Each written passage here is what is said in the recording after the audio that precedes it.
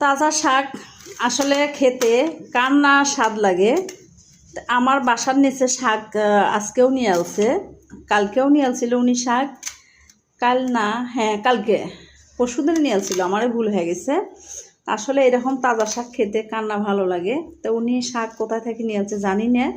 এখানে ওই পাশের বিল্ডিংয়ে থাকে, তা ওখানে শাকগুলো নিয়ে আসি ভ্যান গাড়িতে করিয়ে, পরে বালতিতে করে পানি এনে ধুইতেছে। তো এগুলো আমি বেডরুমের জ্বালানা খুললে দেখা যায় নিচতলায় কারেন্টটা চলে গেল, অন্ধকার লাগতেছে।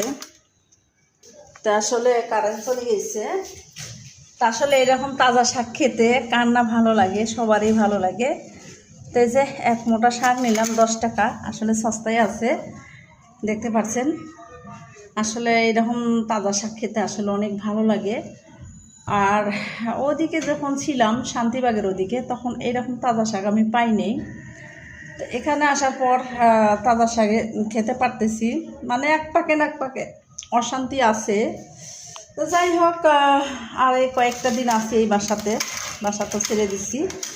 তো শাকগুলো কার কাছে কীরকম লাগছে অবশ্যই জানাবেন। তো বেশি একটা দাম নেয় নাই।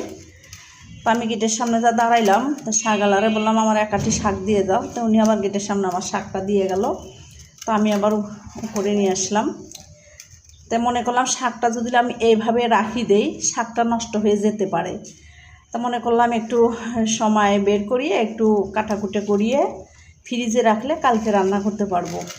আর এইভাবে যদি আমি রেখে দেই, শাকটা পেকে যেতে পারে, হয়তো আপনারা বুঝতেই পারছেন। তো যাই হোক, আপনাদের কাছে একটু একটু করে দেখাইলাম। আসলে হয় কি, আপনারা আমার ভাই বোন, আপনাদের কাছে না দেখালে ভালো লাগে না। আপনাদের কাছে তো দুঃখের সুখের কথা সবই শেয়ার করি, আপনারা সাজেশন দেন, আপনারা সুন্দর সুন্দর কমেন্ট করেন, আসলে শুনতে আসলে ভালো লাগে। তা আসলে হয় কি, আবার যারা অরিজিনালভাবে ফেসবুকে কাজ করার জন্য আলছেন, তাদের কমেন্ট দেখলে বোঝা যায় বলে এই লোকটা কাজ করার জন্য আলছে।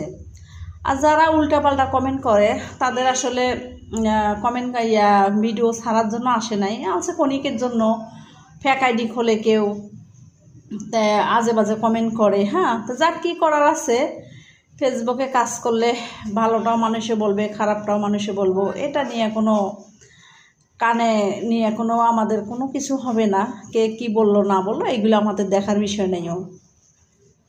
তো মনোযোগ দিয়ে আপনারা কাজ করেন, যারা অ্যাক্টিভ আটার মতন লেগে থাকেন, তো সবাই অ্যাক্টিভ থাকেন, অবশ্যই একদিন ফল পাবেন। ধৈর্য না ধরলে তো কোনো কিছু করতে পারবেন না। আর